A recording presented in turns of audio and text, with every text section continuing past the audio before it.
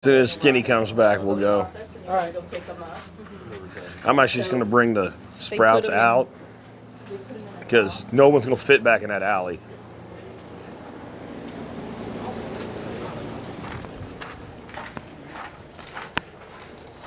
This is on your channel anyway. Yeah. But I'm going to bring these out here because basically what I'm going to do is walk people through what my mornings are, what we do, how we tag team it. Want this part of it? Yeah.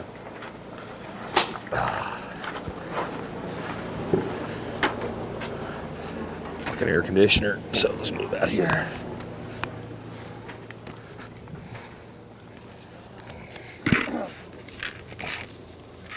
Yes. Nice and cool. If they're gonna get skanky, they get warm. They start to almost compost on you. How are those?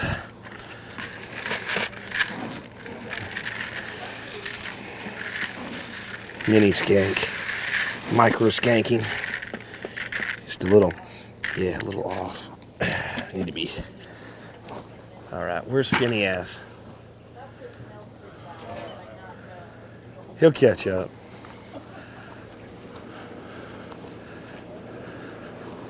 All right, guys, if you're coming, I'm here.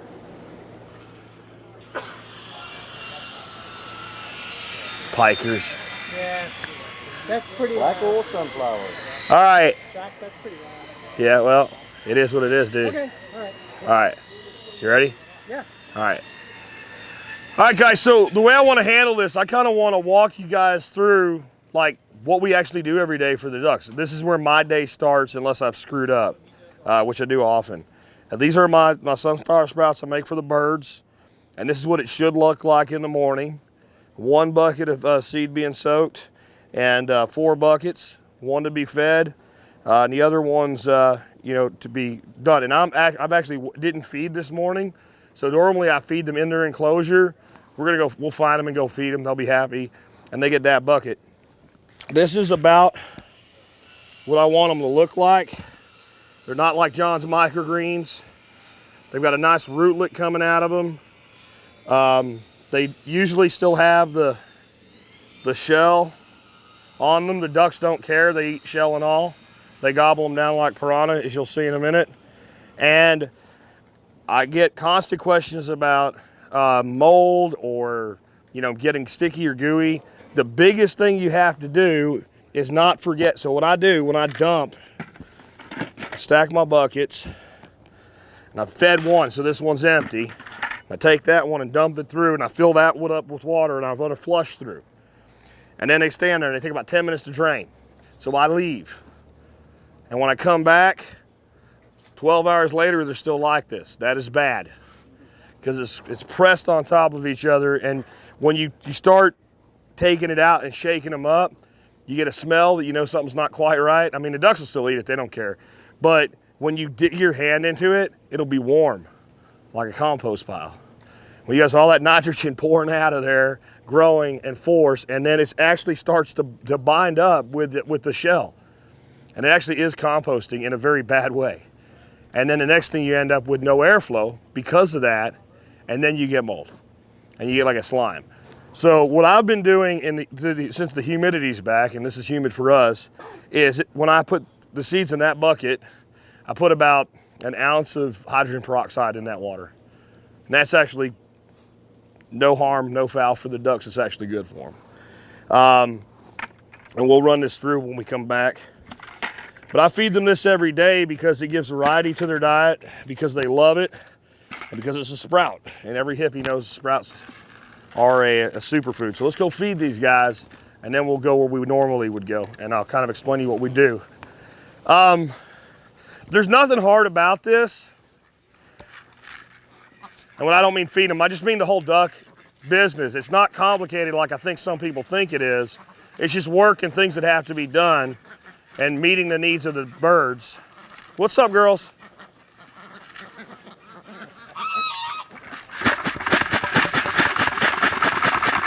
Duck, duck, duck, duck, duck, duck. Duck, duck, duck, duck, duck, duck, duck, duck, duck, duck.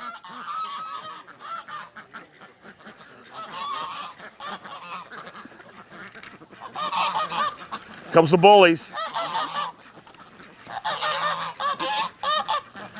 And I usually actually feed them in their feed tubs because that way I know it's all been utilized, but since they're out already.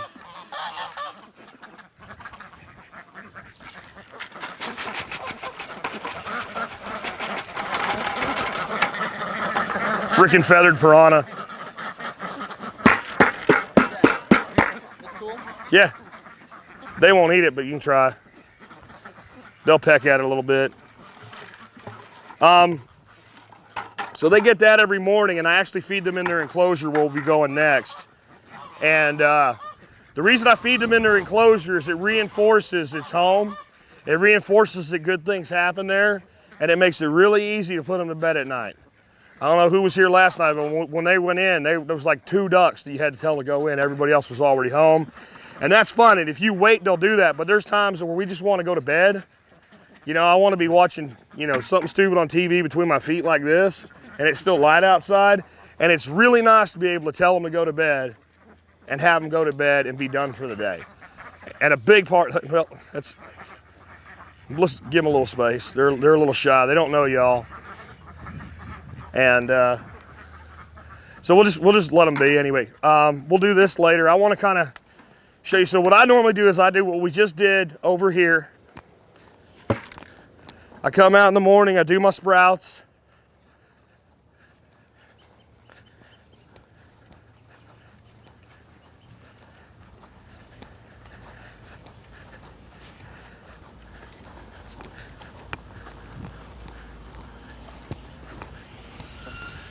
We have $4,000 Muscovy shelter here called a deck. They spend most of their day here. So I feed them in there and I don't let them out till they're done eating.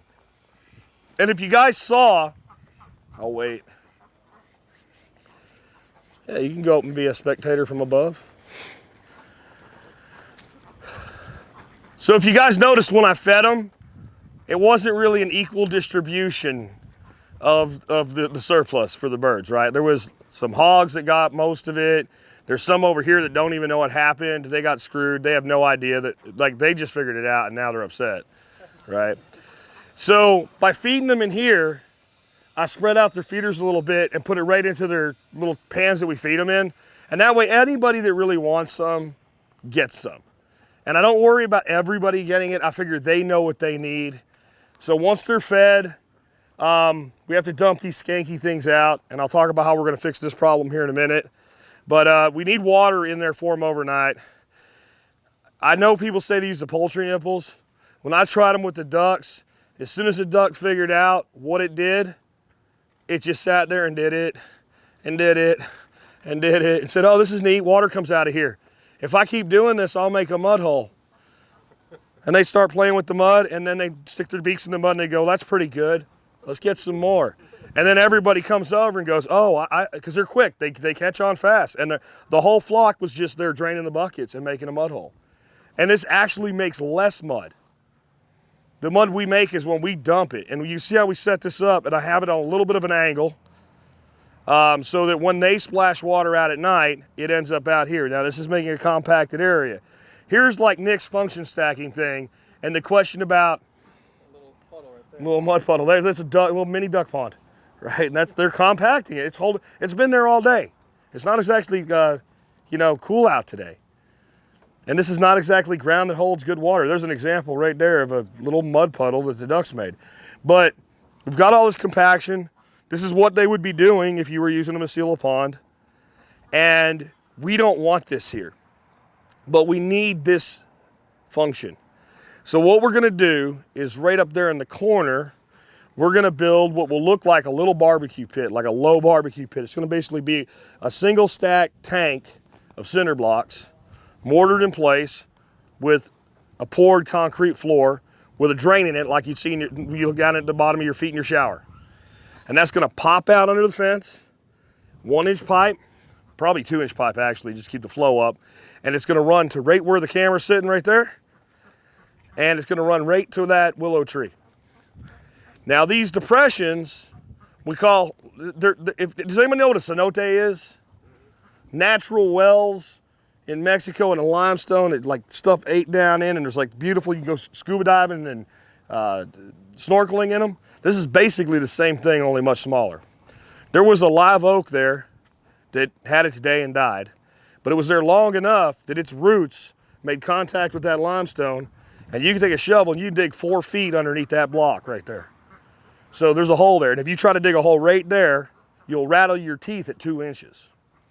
So we're gonna take another willow, and that was the same feature that was there, and we're gonna put another weeping willow right here, and we're gonna run those pipes, one to that willow and one to that willow, and all we're gonna have is 2 straight valves.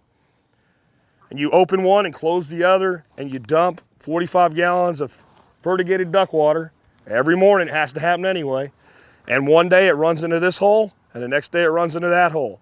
And that willow's very, very happy. And my nephew almost killed it by not watering it in the drought while we were on vacation.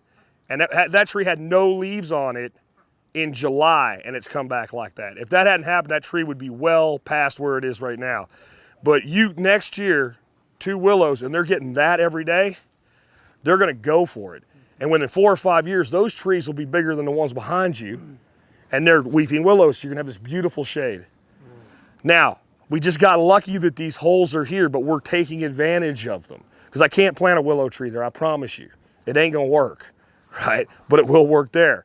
But we happen to have our paddock fence right there, one on each side. I would love to tell you that because of Nick's influence, I sat down and said, I'm gonna put that fence right there because I'll have a willow tree in each paddock. That is not what happened. I said, there's a tree right there that would make a good fence post, and a straight line is the easiest thing to do, and it just happened to be that way. But then you see the opportunity, right? That's how a lot of this function stacking stuff happens. We present it to you, you're like, God, those guys are smart. Well, all it is we've looked at it enough times, and we've been through it enough times, and we've made enough mistakes that it starts to get really easy for us to see it. You know, just like some of you guys I've consulted with about your businesses. And you're like, how do you see all this so much? 25 years of running businesses. So, you know, I'm a little behind on the curve with permaculture. I've only got about 8 years of this, but 8 years of doing this stuff and screwing stuff up and messing stuff up, you start to like mess enough things up that you accidentally figure out what works. And then you start to replicate what works. So that's what we're doing here. Now, when we come out in the morning, Dorothy takes kind of this area. Dorothy will dump these 3 tubs. She picks up all the eggs. She puts them in the egg baskets, takes them back to the house. And we'll talk about how she handles that in just a second. She refills these tubs, and we have a couple 50-gallon plastic stock tanks that we keep over here for the ducks that are like homebodies. And if you've noticed, the Muscovies, they don't range as much. Like, you'll see one over there once in a while, but almost all of them right now are underneath that deck. And they were like, last week they were up there, and they were pissed at first because they wanted to be under their deck, and they would just sit there and do that thing with their head and hiss at each other and hiss at me. And they finally gave up, and they decided they liked under the cars and that little island of trees over there, and they went on and found a new place. But we moved them to these 3 paddocks, and we have a 3rd paddock where a lot of you guys are parked. So obviously we don't want them over there this week because that's you guys that are in and out every day over there. But we move them through these 3 paddocks. Now, a lot of you guys saw we put a little pond in there. Anybody not see the pond? Okay, there's a little pond there. It's not much bigger than this group of people right here. Our hope was to put in a big pond, but I ran out of money because it's very expensive to have somebody dig with a 34,000-pound excavator in rock. Because the guy that owns that machine can make a lot of money with it and doesn't want to dig in rock. So he charges you a lot of money, so if something breaks, he can afford to fix it and makes it worth his time. So we got what we could out of it. I had bentonite on site already from another contractor that quoted the job and bailed out and decided he didn't want to do it. So I was stuck with the bentonite that I'd already paid for. If I could hit the rewind button and not put that pond in, knowing what I know now, I would have done it. But the guy gave me a hard quote. So once you give me a hard quote, I expect you to do your job. He said he could do it, and I believed him. The guy that came in really bailed me out. He was a great guy. I called him one day. He showed up the next, looked at it, said this is what it's going to take. Showed up the next day and did it. Worked 10 straight hours. I guess if you're making $3.50 an hour, you don't mind making, 10-hour days. But he did a good job for me. We've got that pond. But as small as it is, these ducks cannot be in there all the time. It is not a duck pond. It is a grow catfish pond. okay? They can go in there. It's not like they can't go in there at all. But what we're gonna do is put a small excluder fence, just like this one, as close to it as we can without it being in the way. And when they're in this paddock, about 2 hours before bedtime, we'll let them in every other day. So they can have fun and what have you. And the reality is, and this is something you have to understand about ducks, ducks don't do well on ice. It's not the cold, it's the lack of traction. And you have to think about water features you put in if you live in a place where it freezes, especially where it doesn't just hard freeze for the whole winter. This on and off freeze, right? This, comes down and snows and the snow melts and then it turns to an ice sheet. Because twice this year, I had to go get the pool net and pulled 2 different times, pulled ducks out of the swale because the duck was in the swale and couldn't get out. So the way that pond is designed is great for them when it's not frozen, but it could be actually a hazard to them when it is frozen. It could be a hazard to my dogs. So that's another reason to have that excluder fence. So you would think a pond, ducks, great. But if you think about native wild ducks, what do ducks do when the ice comes? They fly south, right? They can handle cold like crazy, but they don't hang out in the ice, right? They're not made for ice. So all of these ducks except the Muscovies are derived from mallards. Every single duck you see here, no matter what it is derived from a mallard. And they have the same intrinsic characteristics as a mallard.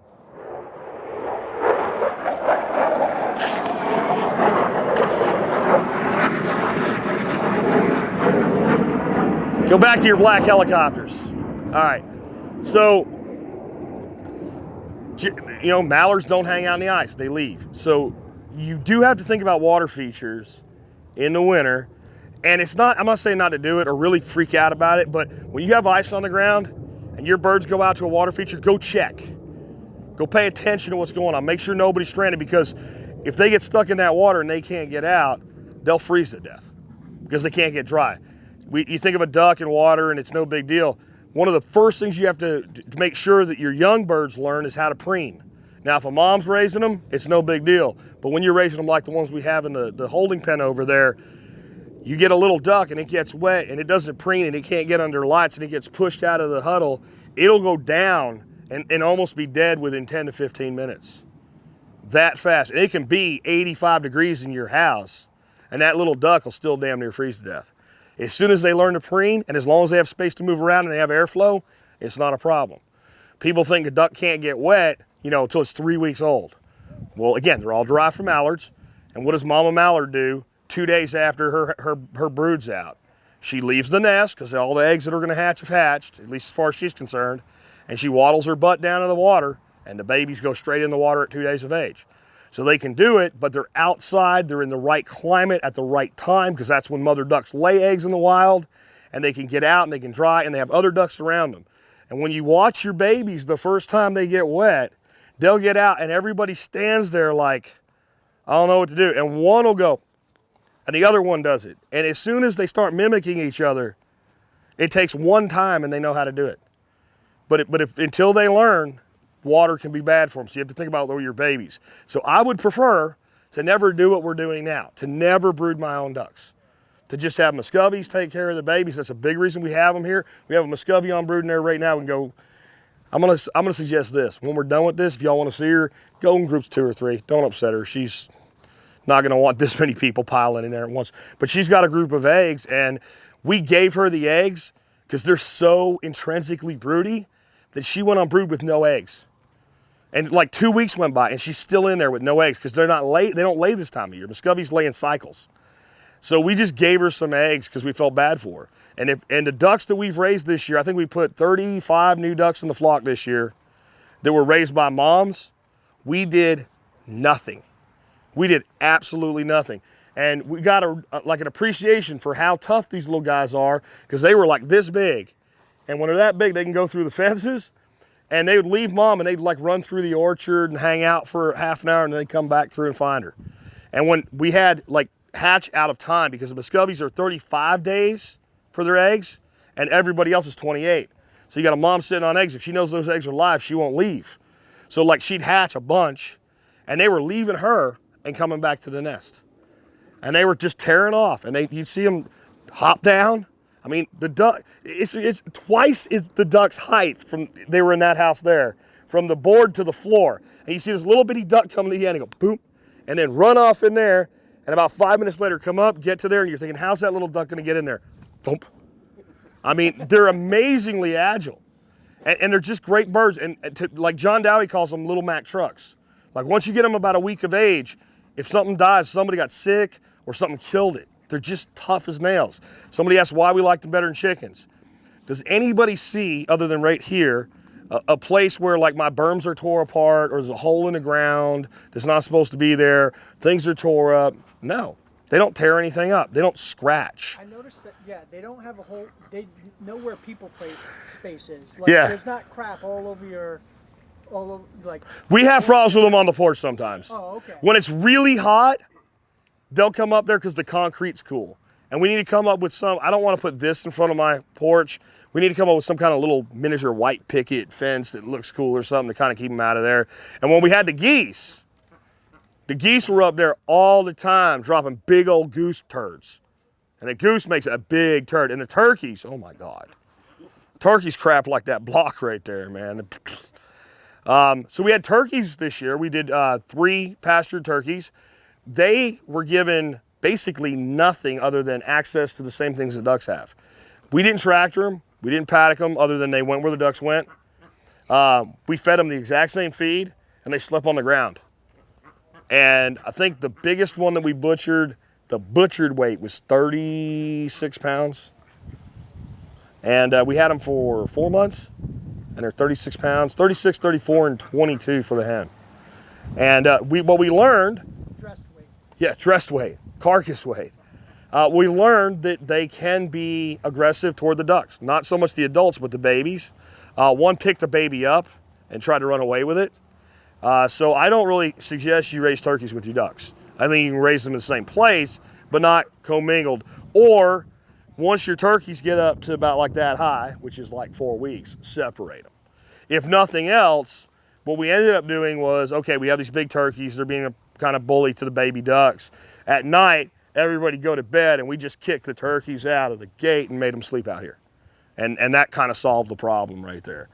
But so we come out here in the morning, Dorothy takes care of this, she picks up the eggs, dumps this, refills those tanks. There's a whole bunch of swimming pools over on that side. I move those pools based on where I want them to spend the most of the time within the paddock for that day. So for instance, when I have them in this paddock, I'll start out with pools right along that little swale right there.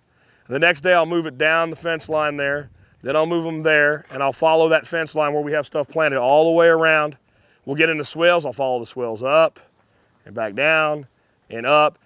And eventually I'll end up at the end of that paddock there and I just pitch them over the fence the next day and I move them to this paddock. And we'll do the same thing back around here and then we'll move them over there. And by moving those pools, we move their activity. We're not containing them. It doesn't 100%, like they don't sit there all day long, but they'll spend 80% of their time where that water is. There are some things that we have to deal with though, like we'll go dump one. They get pretty skanky, right? If they're not in shade, they get skankier. The ducks want shade. So I try to make sure that I kind of locate their water where they at least get some shade throughout the day because they're gonna end up there anyway. So Dorothy does this, I go over there, I take care of their pools. She takes the eggs inside. A lot of questions about egg washing. We have 3 different kinds of eggs here. They're all duck eggs, but 3 different kinds. Eggs that need no washing, eggs that have a little bit of stuff on them, and she basically uses like a stiff bristle brush with no water to knock that off. And then we have eggs where they lay an egg like in something like that, and it just looks, it's unpresentable to the customer. We wash those in warm water and they're immediately dried. We used to rub them down with mineral oil because we were told to do that. We've ended up where that's what we do, and we advise our customers that it's simply the best practice before you crack your eggs, rinse them with warm water, wash them with warm water yourself.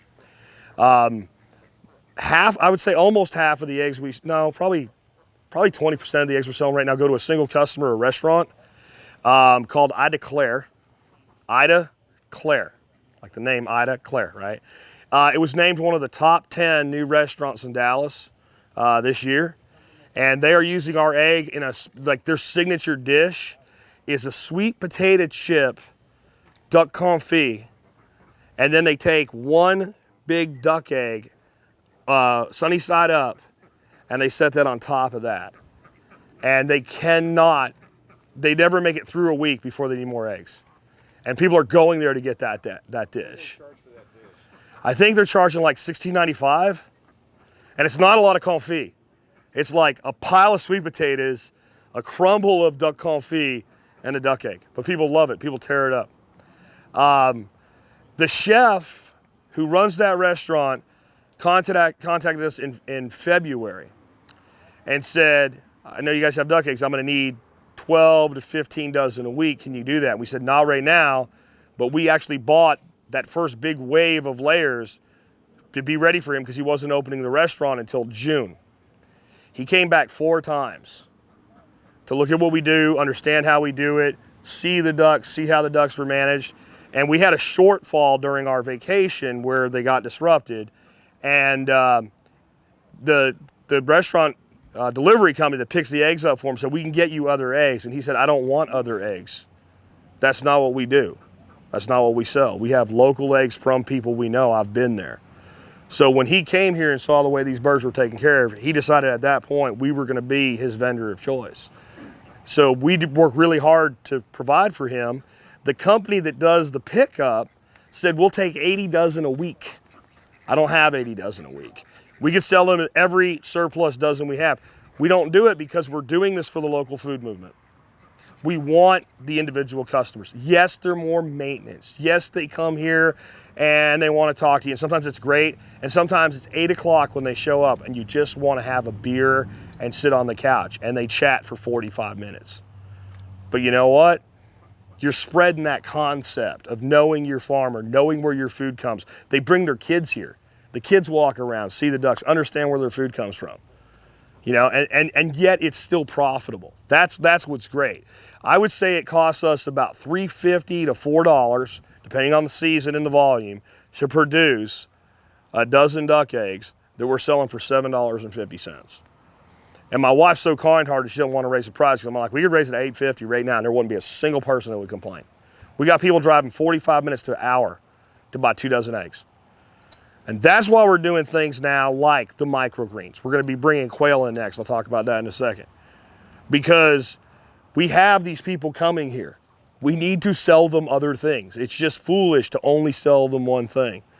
So once I've taken the microgreen or the sprouted sunflower seeds for them, Dorothy then comes, picks up everything, refills the water, lets them out, whichever side they're going to go.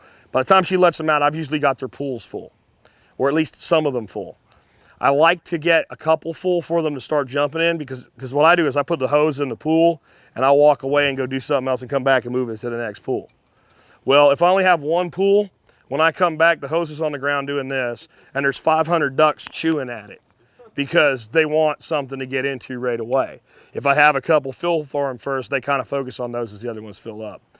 And that's sort of it for the morning. She takes them in, she cleans them, she packages them up, she puts them out in the refrigerators.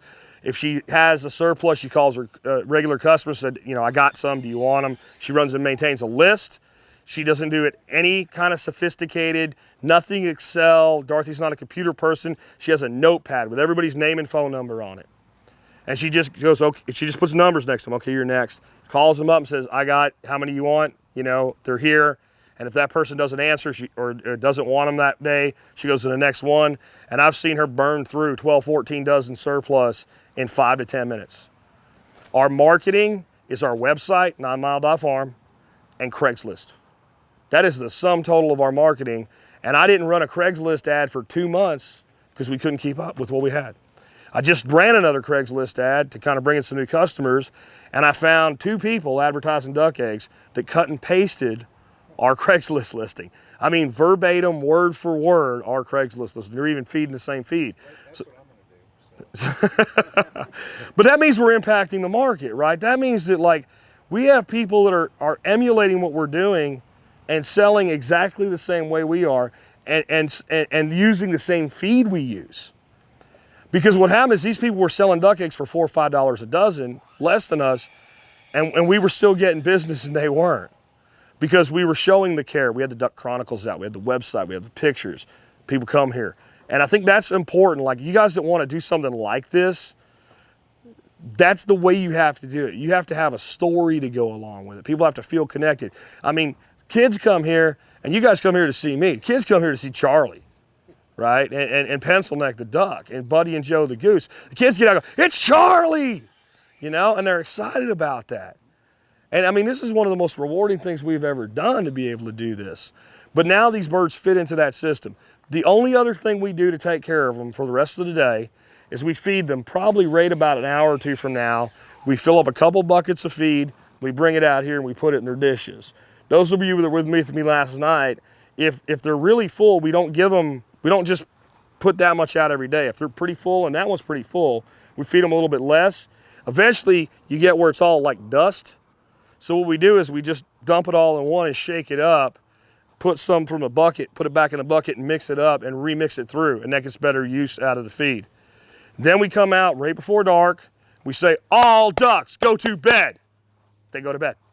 They just file in there. And that was from training that what we did when we didn't have them trained, we didn't feed them until then. We fed them in there and we'd say that. And they got that conditioning. Now when new ducks come in, you don't have to train the new duck.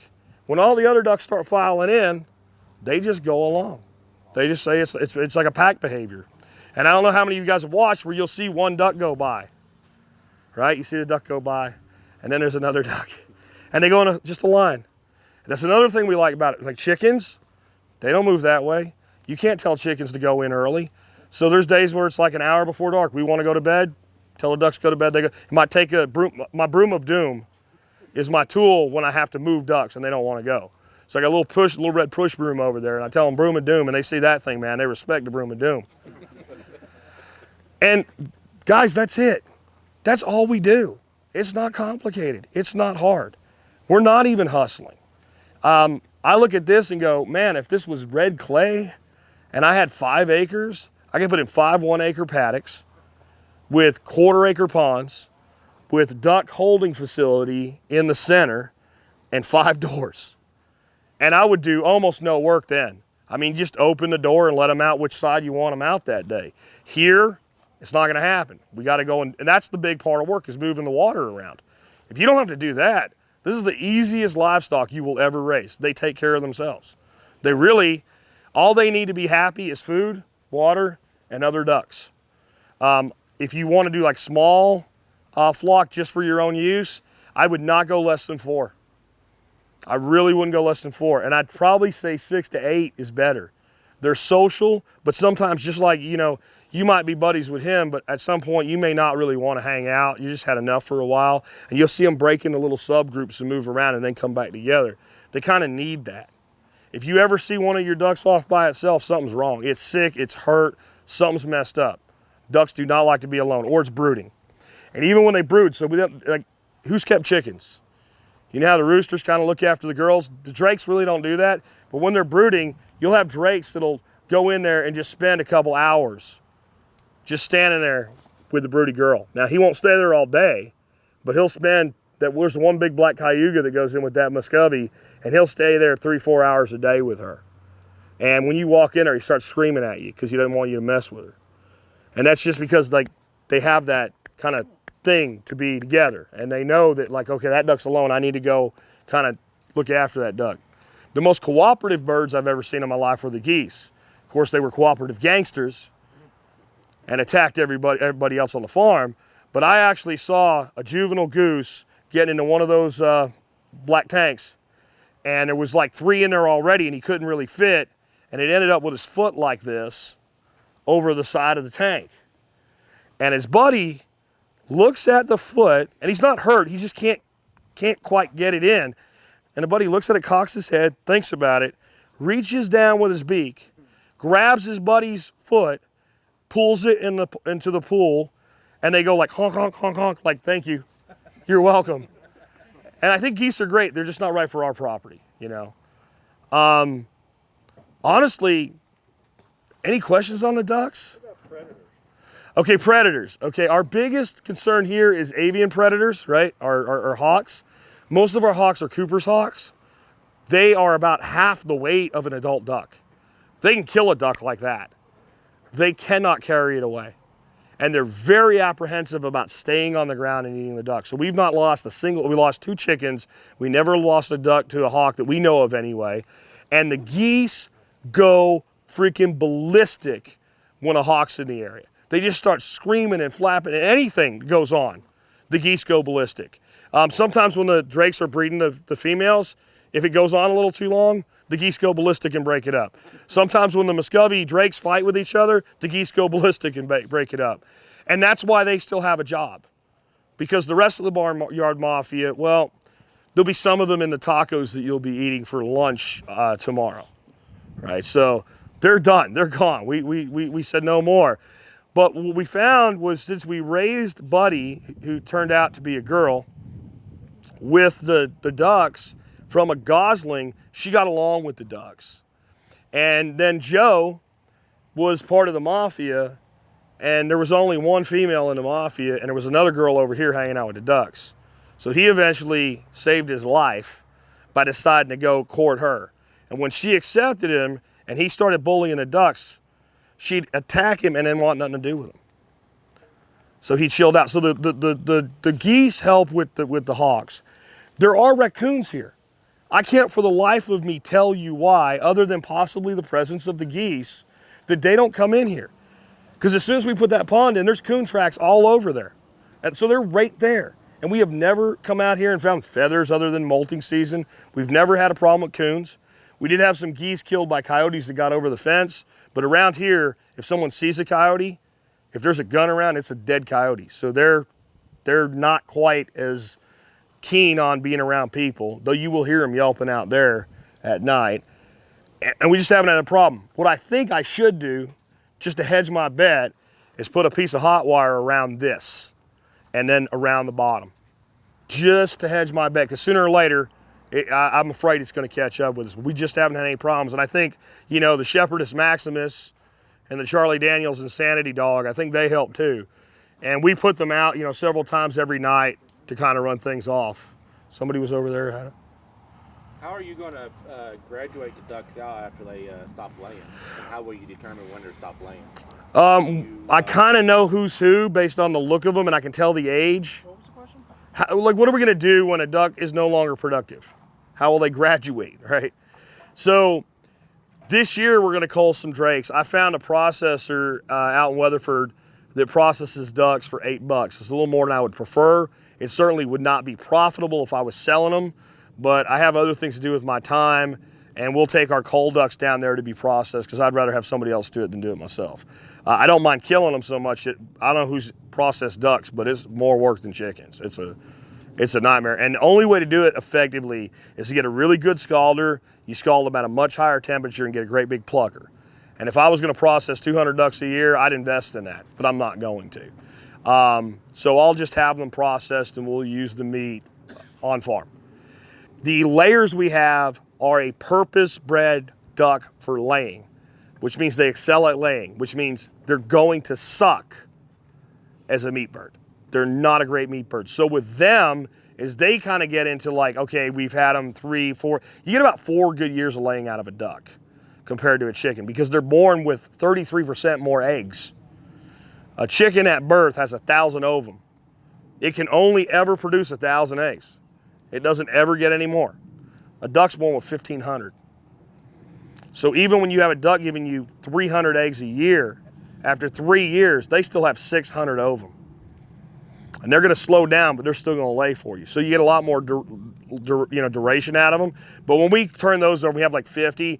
Instead of having them processed, since they're not a great meat yield, they tasted fine. I had to kill one because she got hurt. She was beat up by the turkeys, and that was when the turkeys got 86th.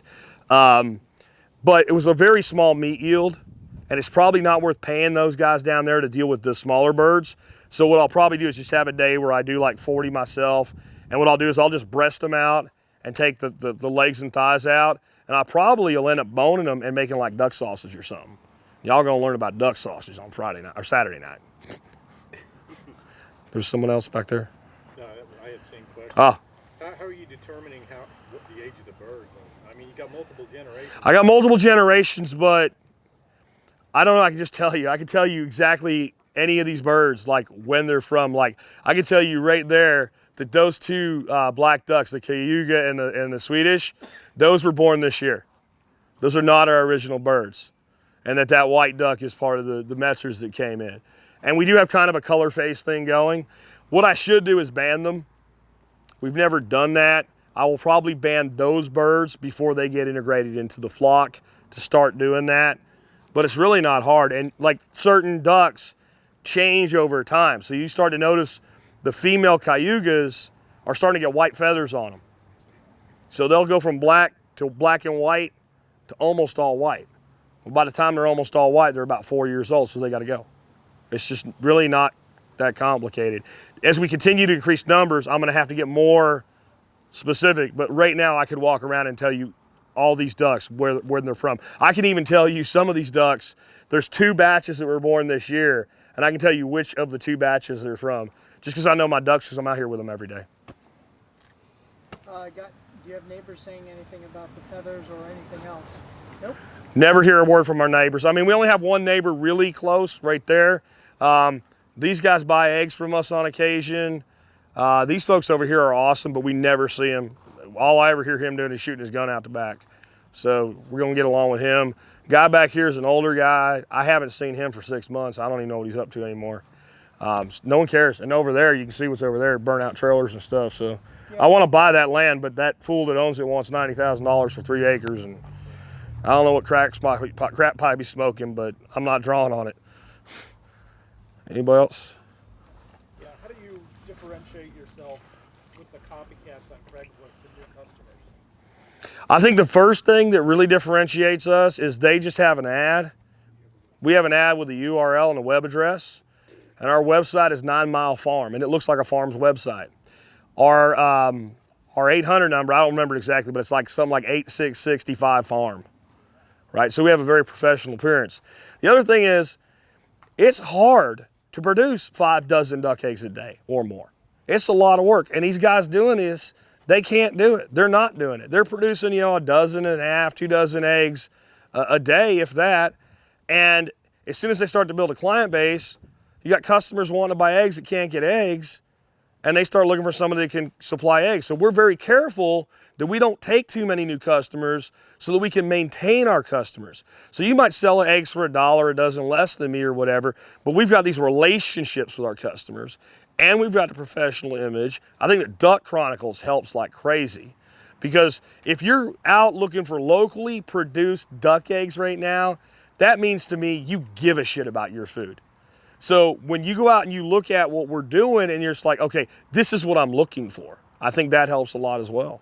So, I mean, I don't know. I don't worry about them. I just thought it was funny when I was posting the ad, and I see this like my exact headline, you know, and Texas Natural Feeds and all that. And, you know, but they don't take extra steps. Like we post that we feed them sprouts. Well, they're not posting that because they're probably not doing it, and they don't want, you know, someone to do it. And then Dorothy said, one of our newest customers said they were buying from one of those people, and they said they got good eggs like twice, and then like the 3rd time they got crappy eggs, and they felt like they weren't even their eggs. So what they were probably doing is finding random people with eggs and buying other people's eggs cheap and reselling them. And I've got a person up the road I bought the Muscovies from. They have eggs all the time that they throw away. And Dorothy's like, well, why don't we maybe get them? I'm like, I want complete control over what we're producing and putting our name on. Do you see a way to lower the cost of the feeds, function stacking, flies? So I'm not growing insects for my ducks. If you had a larger piece of property, something you could grow that would work better, what would that be? If we had richer pasture here, which we're working and we're doing what we can, that would be great. The truth is our feed utilization or our feed use in about end of May does this. It drops, it plummets, and it's just now toward the end of the summer beginning to pick back up. Like I said, we feed 1/4 pound of food a duck a day, right? And that's what we put in there yesterday. Look how much feed's sitting there. And the reason is they're eating grasshoppers. That is their favorite thing in the world is grasshoppers, and they're eating the heck out of grasshoppers. If I wanted to raise more ducks on a bigger piece of land, I'd look for a place with a lot of grasshoppers. Hold on. We could cut feed costs by buying a cheaper feed. but that defeats the purpose of selling a premium product. I would rather, if I was really worried about my profit, I would raise my price before I would cut my costs based on the way we're doing things right now, because the market will bear it. And that's part of how we differentiate it, you know. Well, so-and-so said their eggs are $5. Go buy them. Go buy them. And, well, I'll buy yours. Okay. You know. Is there ways to reduce costs? If you could put ponds in, you're going to have a lot of aquatic life. They love minnows. You're going to have a lot more insect life relating to that pond. They love to eat that. You're going to have, I mean, if you look at the new pond, everything's dead around here. All around the pond, there's a ring of green, right? Because it's got water seepage into the bank. So you're going to have this point on your pond where there's always going to be good forage as long as you keep moving them and they don't overgraze it. So there's a lot of things you could do. We just can't. We don't have that ability here. How many ducks do you have and where do they produce? I have right now about 140 birds. And they produce between 5 and 6 dozen eggs a day. I have a lot more drakes than I need.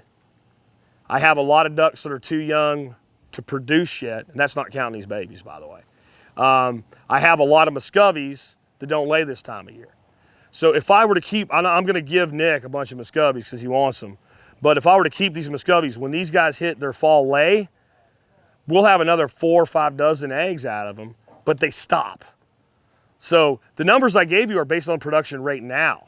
In late winter, all the way into spring, when the Muscovies are at peak production, those numbers go up on our end as far as production and cost, because that duck eats the same amount of feed, really, whether it's laying or not. So that's another way we could reduce our cost, is simply get rid of the Muscovies and then bring in more production style ducks. That would actually be preferable as well to like trying to cut the feed costs by trying to cut back on the quality of the feed. The reason we have the Muscovies is I don't like brooding ducks, and they'll do it. And we also did this. So we had all these people asking for eggs, and we had the problem I was just talking about. We couldn't keep up with demand. So the only adult or almost adult birds I could find were Muscovies, and there was a guy up the road, he was selling for $10 a piece. So I just went up and said, I'll take all you want to sell. 2 weeks later, he said, you want to buy some horses? Damn right I do. So I bought them just to get us into production with these new birds. So what we really need to do now, thin down the Muscovies, not get rid of them, but thin them down, cull our drakes, and certainly cull the Muscovy drakes because we really don't need them. So they're all going to Ferguson Lake. Anything else? Have you talked to the neighbors about maybe using some of their paddocks? No. Run them through there? No, I don't. I'm not going to do that because their properties are not really suited for this, and then I'm going to have ducks up shitting on their porch, and they've got animals, and again, that 3-acre piece there would be great.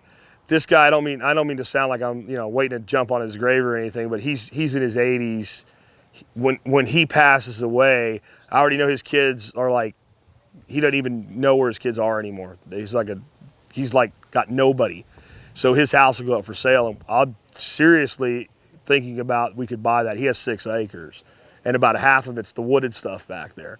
Then we could really make that work. I mean, that would be a real, if I could buy this place over here, if this guy to put the crack pipe away and figure out what his land's worth, I said I'd pay him 30 grand for it. And I said there is not another person anywhere around here that would pay you that much for that piece of ground, because it's worth more to me because it borders mine. And he said it was an insulting offer. I said, well, when you're tired of paying taxes on it, let me know. And that was 30 grand if he gets all his shit off of there. Because, I mean, there's probably, I bet it'd be $10,000 to clean that up, just to have all that hauled away. Anything else? No? Okay, I want to show you guys a few other things that we're going to be doing that aren't really duck related. So we're going to be doing, we have quail now. We have that little quail tractor over there. And I've been talking to John Dowie about quail and racks, and he's like, it's okay, but they don't smell that great. And so I've got this structure here that was originally put in for the ducks so they could live separate from the chickens. And just like they're building that greenhouse over there out of the cattle panels, what I'm going to do is put 24 feet of cattle panel arch off this wall that way. And I'm gonna do the same thing. I'm gonna get rid of that tree and do the same thing going that way. And when I do that, I'm gonna build basically a really long 8-foot wide raised bed out of 2x6s. And I'm gonna bring a couple yards of fill dirt in and fill it. And I'm gonna put irrigation in it. And over those cattle panels, we're gonna put shade cloth and chicken wire to keep the quail in. And the quail are gonna have like a big long run aviary. Now, all the quail people I talked to said that when a quail leaves like a house like this, they like to sleep on the ground. They don't go back in here. I bet you if their food and water's in there, they will. Right?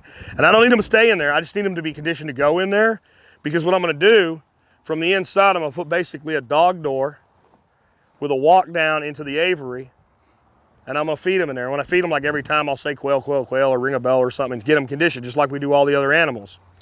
Because all I really wanna do is be able to move them from this one over to that one and close that door so they have to stay over there. And we'll just flip-flop them every couple weeks.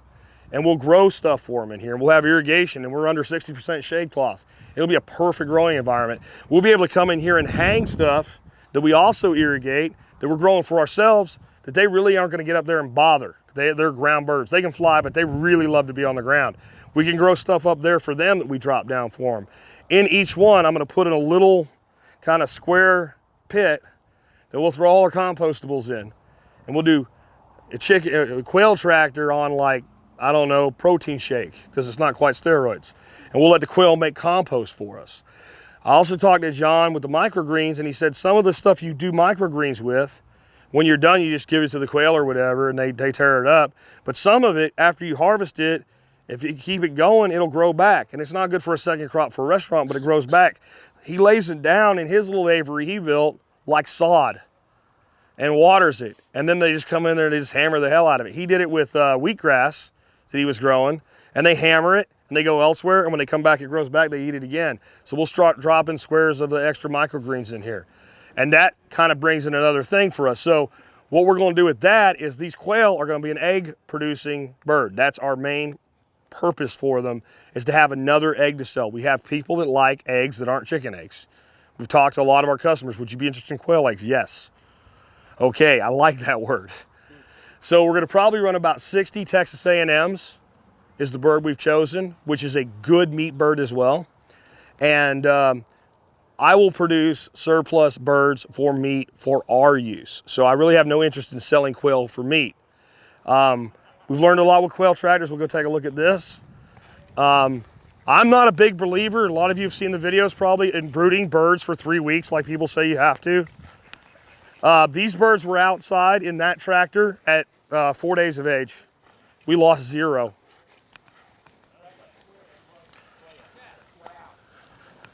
Yeah, you bet. So I built this little tractor for chickens. I used it for chickens, I've used it for ducks. And it always had an open floor. And I got almost 130 quail in there.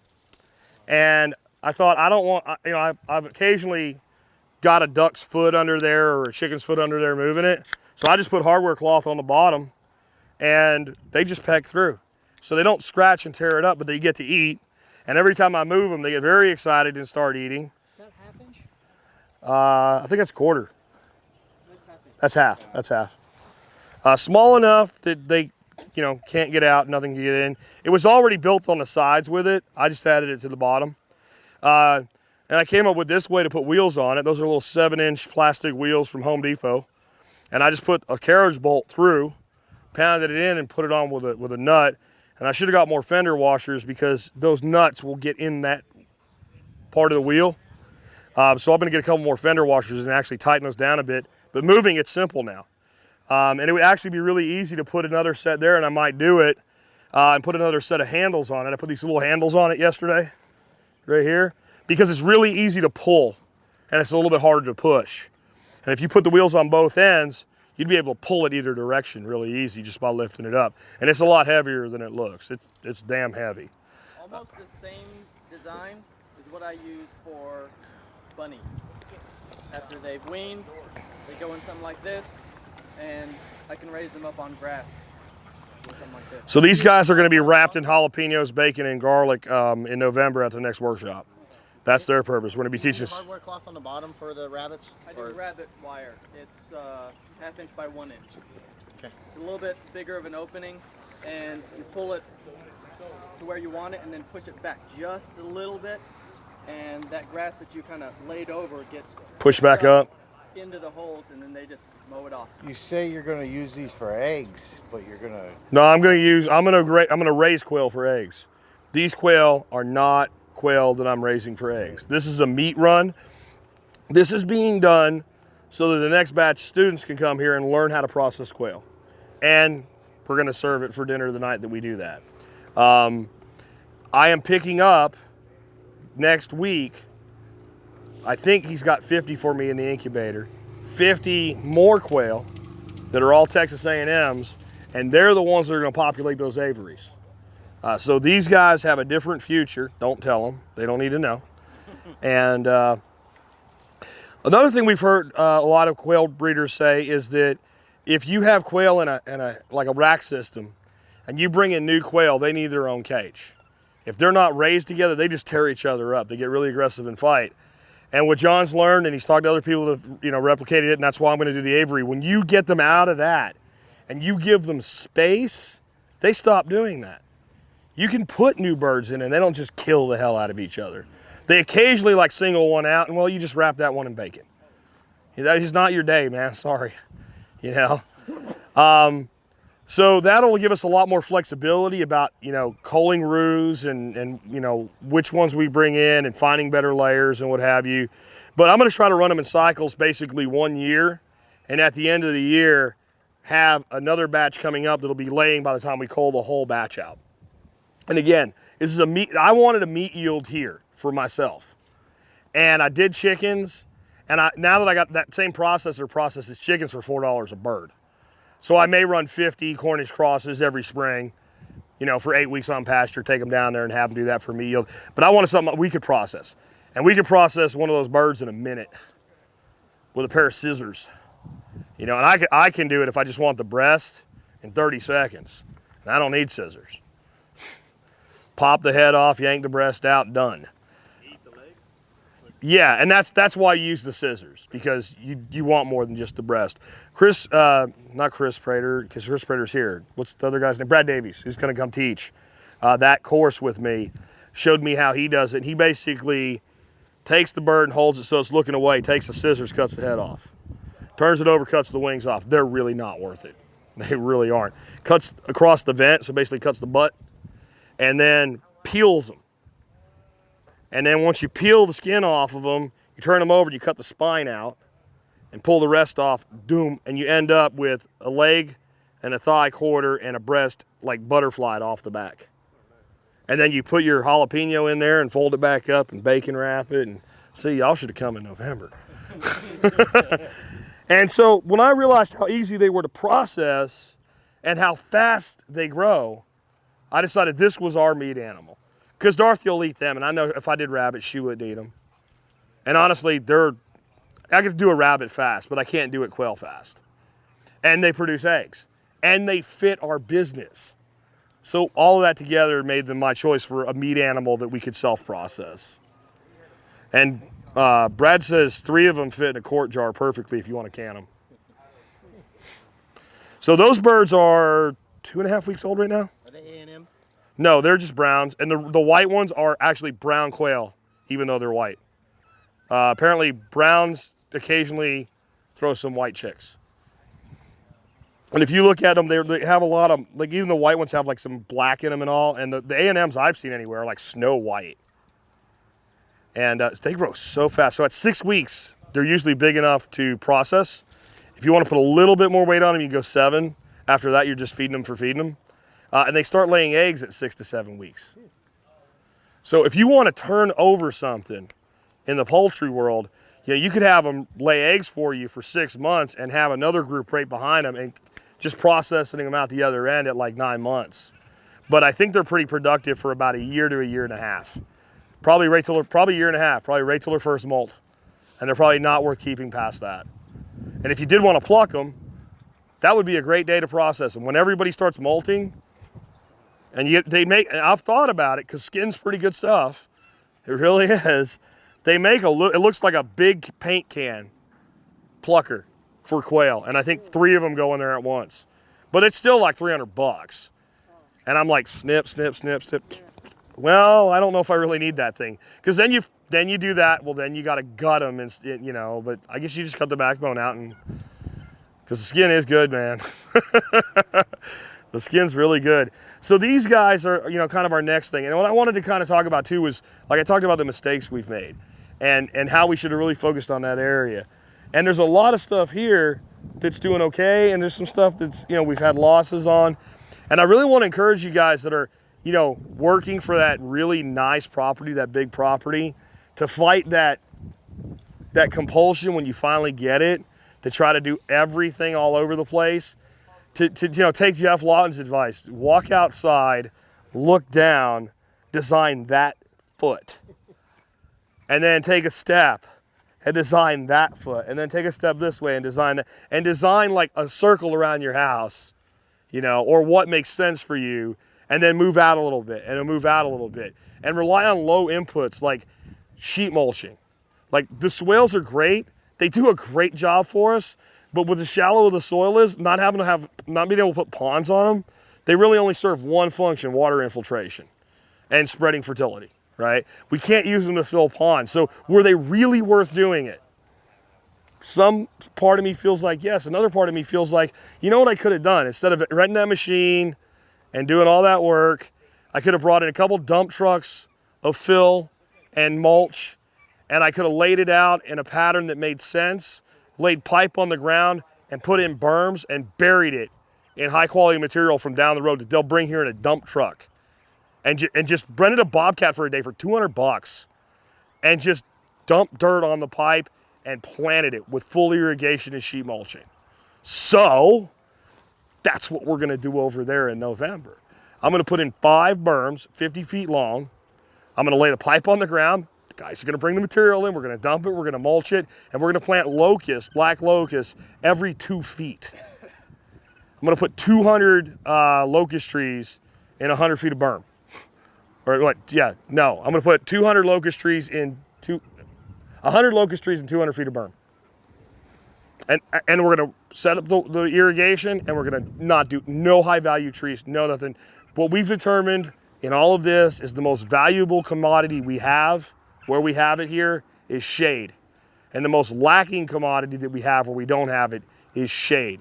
We need to get this property, as much of it as possible, under things like locust with those fern-like leaves, casting about 60% shade on the whole property. It will transform this property. You have one well? You have one well. So I cannot water everything. I have to water strips and zones. And if you look, that piece right there, all we did was sheet mulch that. That's gotten very little irrigation this year. Those trees could use a little water right now, but they're doing fine. And that's what we're gonna take, is that strip approach. We can water once a week with locust like that. And that's only really watering 6 foot wide, 200 feet long. I'm not gonna water the whole field. I'm just gonna water those trees. And once they're established, we'll do it somewhere else. And we'll keep spreading out like that. I also don't actually have to irrigate here as much as you think I do, or would think I do. I irrigate here from like June till right about now. The rest of the year, it's no big deal. As soon as we get these shorter days, the sun's not so intense, we get some rain, it's not really a big deal. So I only have to irrigate actually 4 months out of the year. But we need shade, and we need it bad. Really, really bad. And wherever we have it, things are happy. If we go through the food forest over there later, or just take a walk through, everywhere you see trees that are really healthy, really happy, they're in the shade of the larger oaks, or they're in the shade of the building. You know, and you see trees that are, you know, from me to you apart, and one's happy and one's sad. And the sad one's in the sun, and this one over here just happens to get some shade.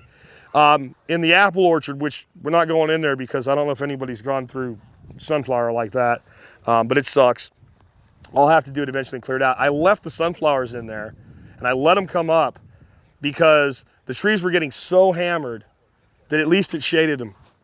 And I would say of the 35 we put in, I'd say 26, 27 made it through this year, which is pretty amazing because the soil's that deep.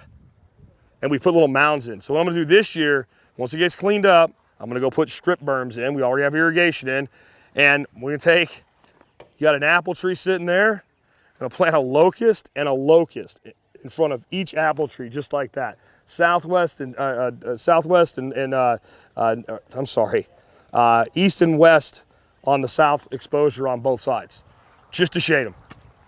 And eventually when that locust comes into conflict with the tree and the tree's established, we just start cutting the locust back. But we need to get full berms, not just, because what happens is, again, you have limits on how much money you have, so only had so much fill I could build. By building a circle that we planted the trees into, you got evaporation all around of a relatively small area. When you put in a strip, it's a much larger mass to hold your water in. And if you just take a walk later over there along that fence line that way on the other pasture, the other paddock, there's a little strip. And there's two mulberries in it, and there's a couple locusts in it, and there's some Hans's bush cherries, and they're happy as shit. And that's what we did there. So I've stopped doing big projects until I prove it little first. So I did like 5 different little things this year and said which technique worked best. So now that we know that works, and the way we did that, we laid down a straw mulch, and then we did compost and dirt over it, and then we mulched it on top of that, and we planted it. And it looks so much better than everything else around that area. And so that's what we're gonna do with that strip there. And any place else we expand, that's how we'll do it from now on here. That's what makes sense here. Anything else? Yeah? So what's going on behind you? These are hugel mounds, and this is done fairly well. This was put in with a machine called a Terramite, which is like a miniature backhoe. Under each of these is a ton of wood, well, tons of wood actually. We've still had a lot of losses in here. I also lost some apple trees this year. I got a great deal on apple trees from Lowe's. So I bought a few apple trees from Lowe's. And then we got all that rain, and then the apple trees from Lowe's had fire blight right out of the gate, and it spread to some of my other trees. So there's places here where there were apples I pulled out because they were so blighted that I decided they weren't worth trying to save. We have a couple trees with some blight on that when Nick talks to you guys, I think tomorrow, he'll maybe use those to tell you a little bit about fire blight and what can and cannot be saved when you get with blight. But once you get blight into the trunk, it depends. I mean, if it's way up here, it's a young tree, you can prune it down there and try to retrain it. And there's a smokehouse apple over there that we'll have to look at and decide whether to do that. But I don't think it's worth it. We could try though, prune it. If it does well, it does. If it doesn't, and there's a lot of stuff in here that like, I can't even explain, why some of it dies and some of it does so good, because it's the same trees. There's a cherry over there that's alive. It's not great, but it's alive. There's a cherry that was right there that was like loved on, and it just died. And that one gets some shade, and that one doesn't, and cherries like shade. And, that one was one of the cenotes, and it was just, did everything I could for it. It looked beautiful. And then like one day it turned brown. And then, there's other things that happen to you, like, see this beautiful muscadine on this side? This one was beautiful too. This is just a beautiful muscadine, it was. And I look out one day from the porch and I just see it brown like this. And there's days like that where you just go, I give up. I just don't want to, I can't take this anymore, I do all this work and everything dies. So I didn't even come to figure out, I refused to look at it for like 4 weeks.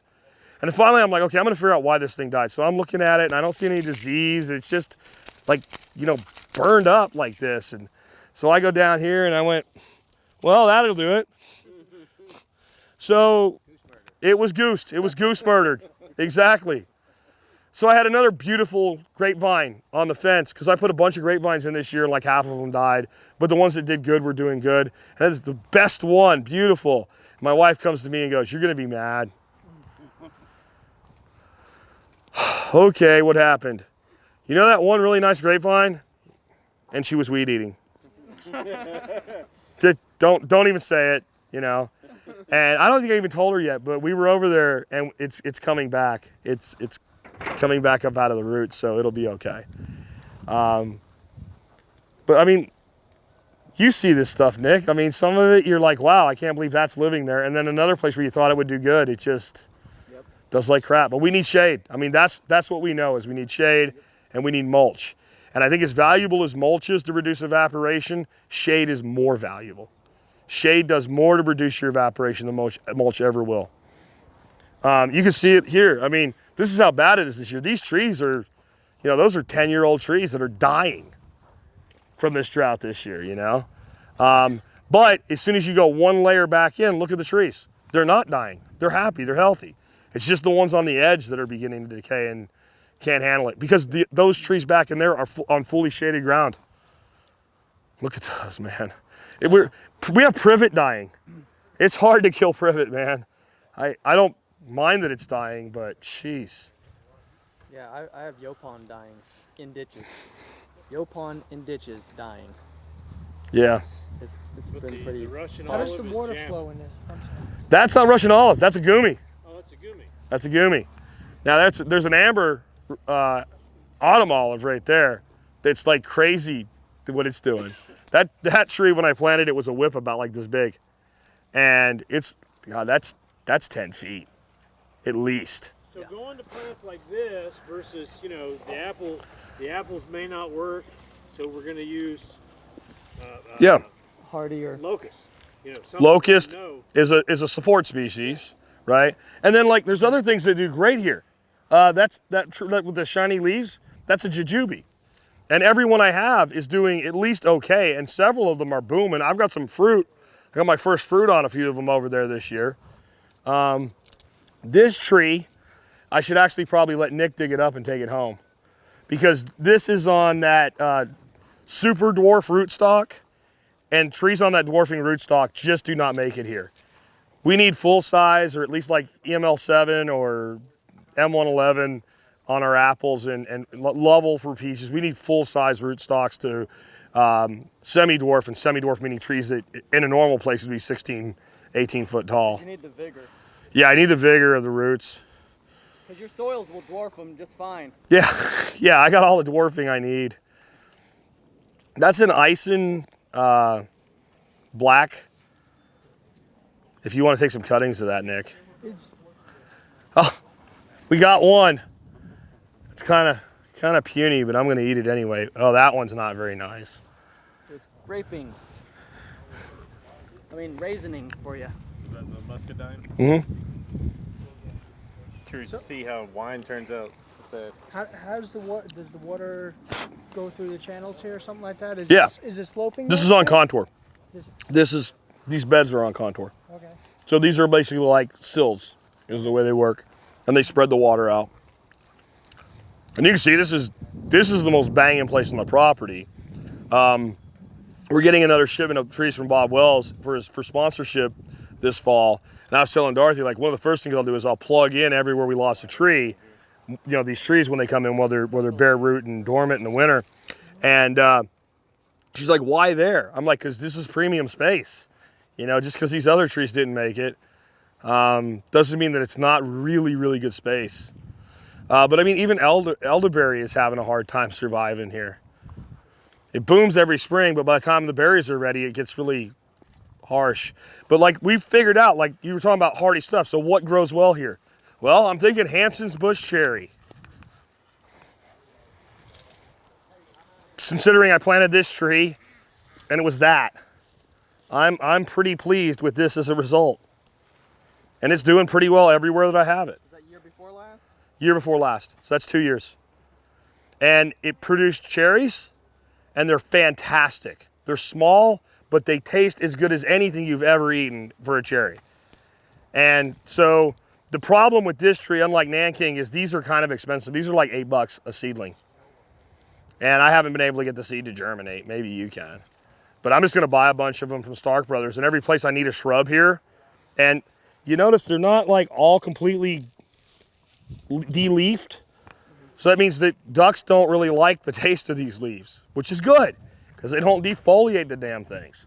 Is that a propagatable plant, Nick? Better believe it. Cuttings. I'd say cuttings is the way to go with these. Yep.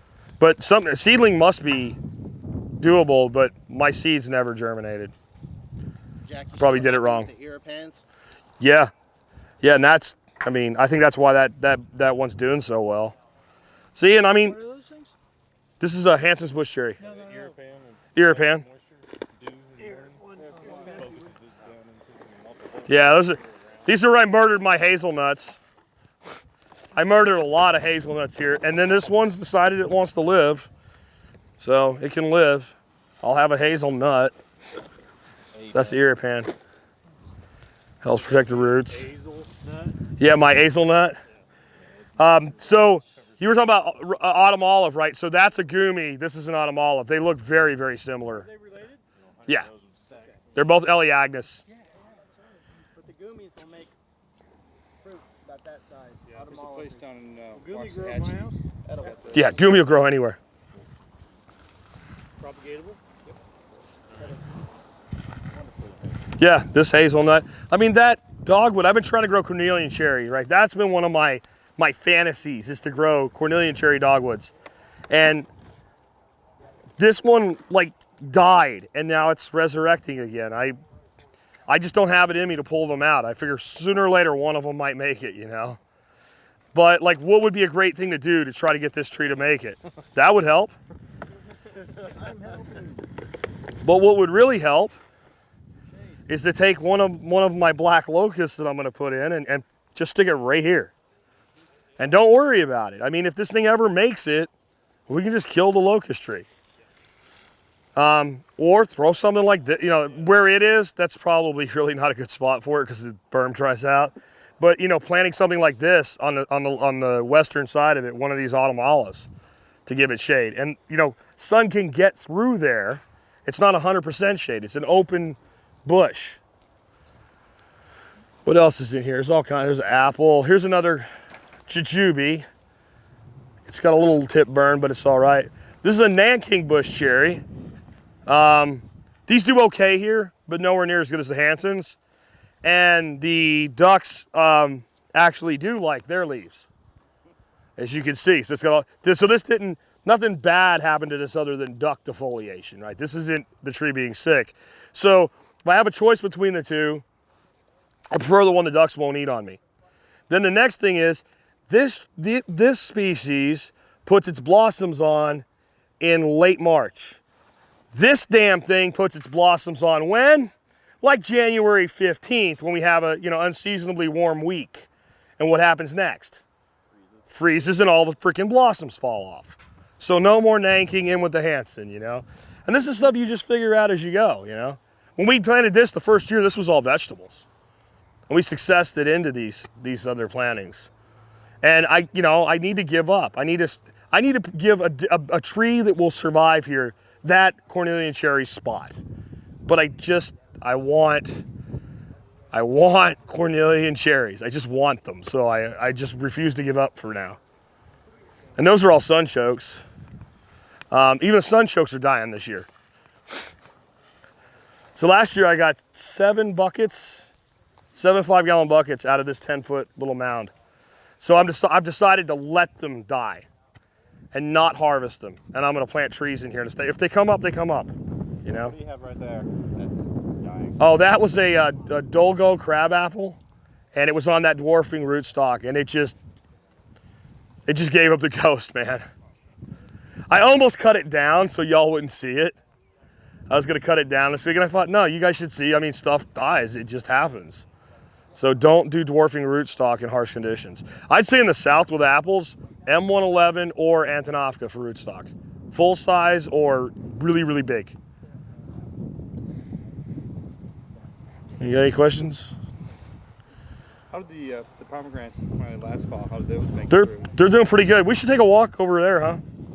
Just see some other stuff. Because a lot of you guys were here when we planted that. See if this piker ever gets done with my greenhouse.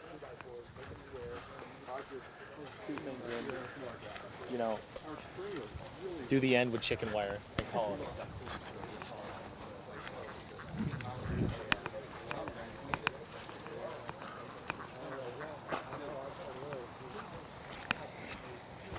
Another cherry. Just not happy. You know, and this was fall planted, so if it was gonna do well, it had its chance.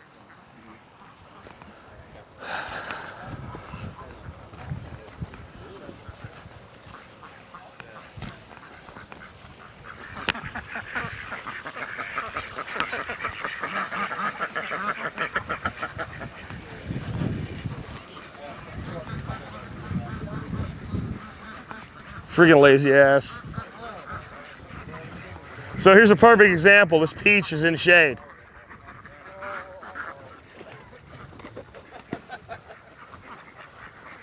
That's an almond back there. Right there, that little tree's an almond. So,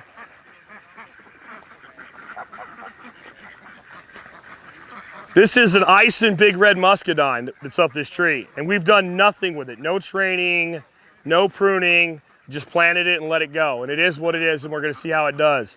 But when we walk over there, I've got one we've trained into a specific formation to actually use the tree to make it actually highly harvestable and prunable. So we'll see, is it gonna be happier left alone or is it gonna be happier trained? I think trained. And the reality is this tree doesn't present me a lot of opportunities to train it. I had an extra one, I threw it there. It's done good, but the main thing I've used this for, we're gonna do a class on fermented foods tomorrow. When you put things like peppers or sauerkraut or whatever in your fermenting rocks or your jars, you want everything to stay below the surface.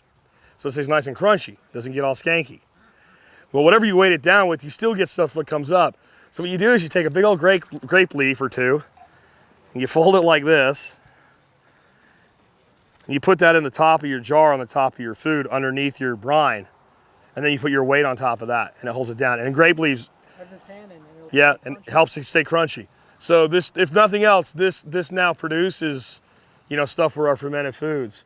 Yeah, we aren't gonna go there, we'll get locked in. I wanted to take you down and show you the pomegranates. It's essentially needed for pickles. Yeah. Yeah. Or they get all gushy and gross.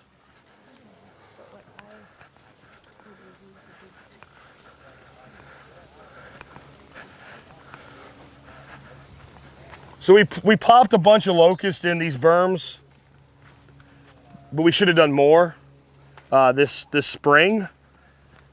But this tree right here, this locust, was planted as a 2-foot seedling this year.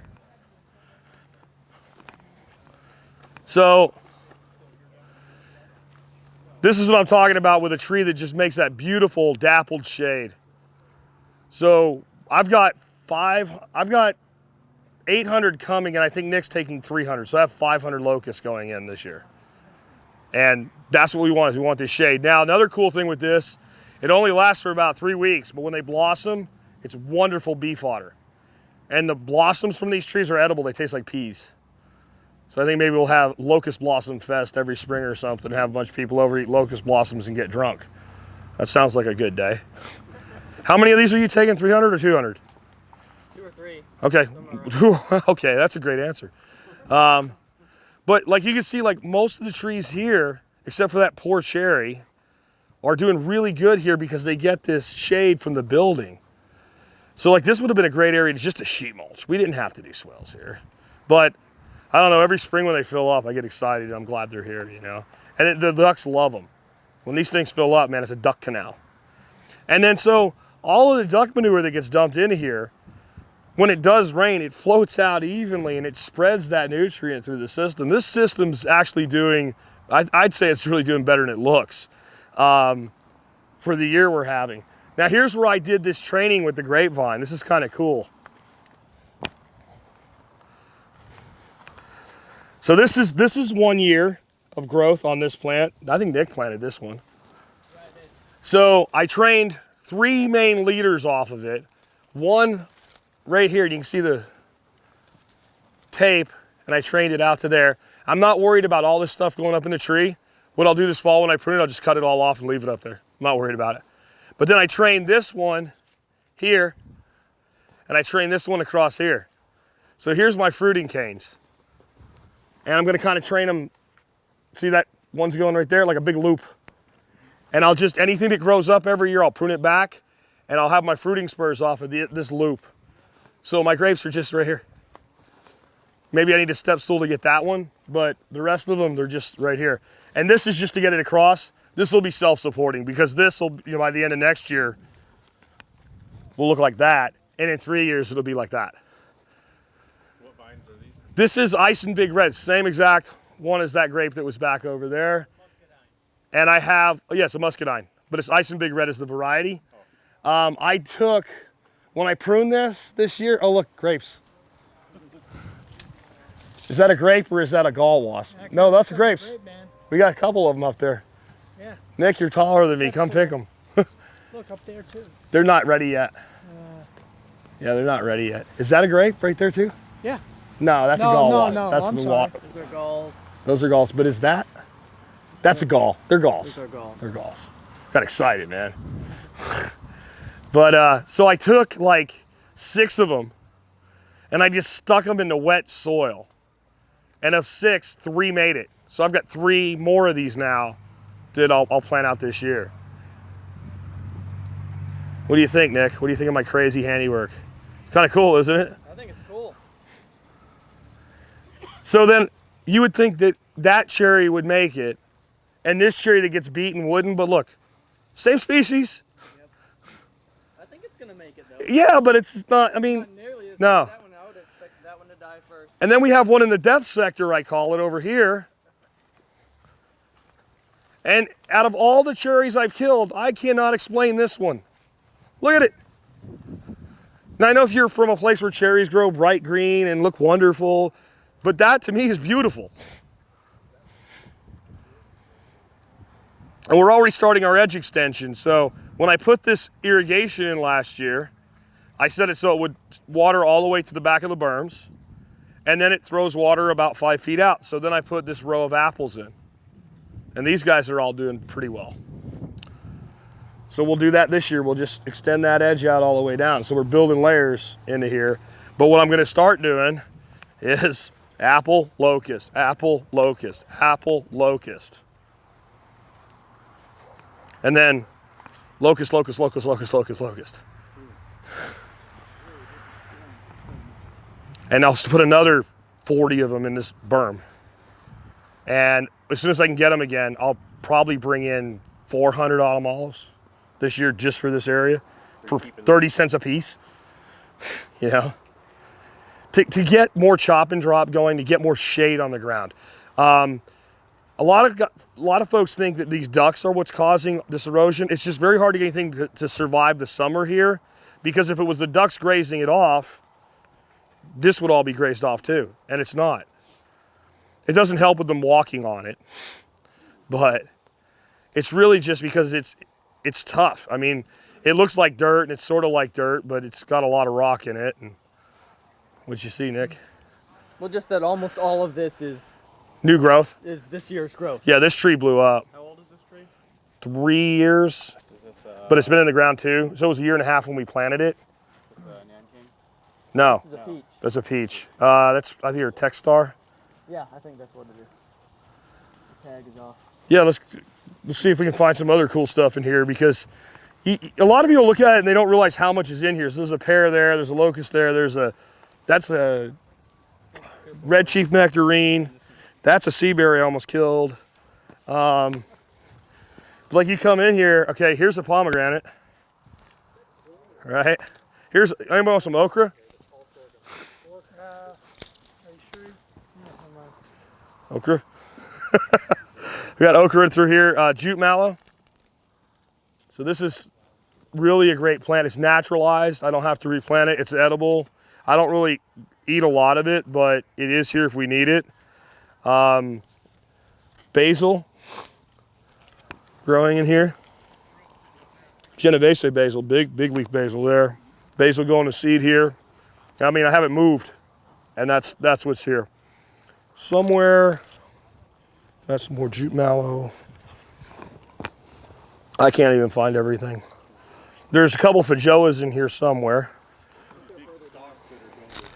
This is sorghum. The feijoas are further down. Past that. Yeah, Whatever that is. that's goose candy right there. Another sea berry. This was a peach that died, and this is all growing from the rootstock. So since it's shade, I let it grow. And what Nick said is, if I wanted a bunch of peaches, I could just take all these as hardwoods and make rootstock out of them now. This is Lovell coming up from the rootstock. Or I can let it fruit. It'll fruit next year. And they're big, giant, yellow peaches that taste like ass. But you'd have pits, and you could grow your rootstock. And the way we would get that to happen is we would just pull it over like this. Then you make jam out of them. You probably can. Yeah. The problem is here's what happens. They're not even that bad, but it fruits so late. It fruits like late August, or it doesn't fruit, it ripens by late August. So they're so long on the tree.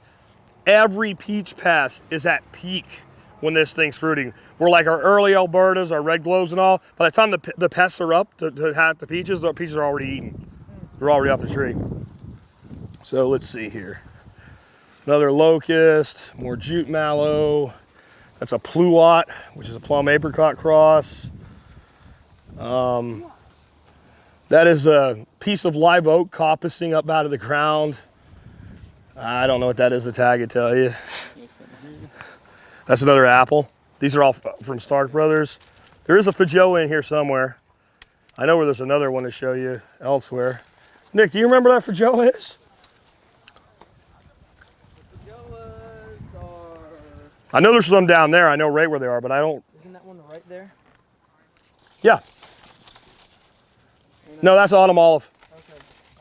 No, there it is. There it is. Okay. I thought it was around here. This is a Flavor Delight Aprium Interspecific Apricot Plum Hybrid.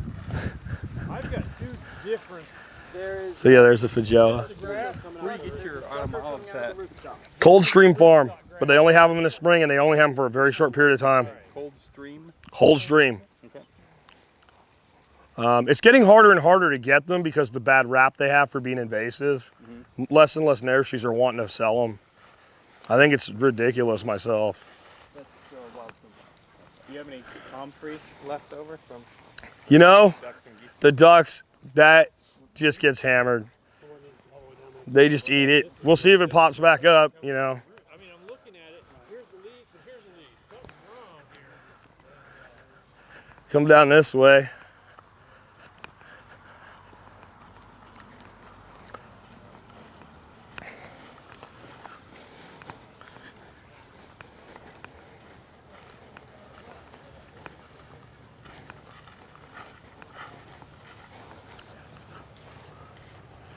So this is mostly blackberry all through here. And I got great news this year. The ducks aren't really that big on stealing the blackberries. They eat a couple, but they pretty much don't really like them until they get like so overripe that they fall off and then they eat them. So they pick up the fallen ones and they pretty much leave them on the bush. The same cannot be said for the autumn olives. When they get a little bit of fruit on them, man, if they can reach it, they eat the autumn olives like crazy. Mulberries too, man, they love mulberries. Yeah, we got mushrooms, but you know, it's not the mushroom time of year. I got like probably 50 this spring with all that rain when they flushed. This was a peach that was already here. It was this scraggly little peach and it was in the way when we were putting the swales in. So John just picked it up with the excavator and then we threw it in the berm. It was actually the first tree ever planted in this berm. And it was really loose, so it kind of fell over to the side. And I figured the heck with it, and it's done pretty well. What we have here though, I'll have to prune this off. This is all coming up out of the rootstock right here. So the tree's actually on a lean. So I said to Nick, I said, what do you think I should do? He said, trees lean in nature, so I let it lean. Arkansas black apple. So right over here is a Ein Shimmer apple. And after I put one in and was all excited about it, I heard they were horrible.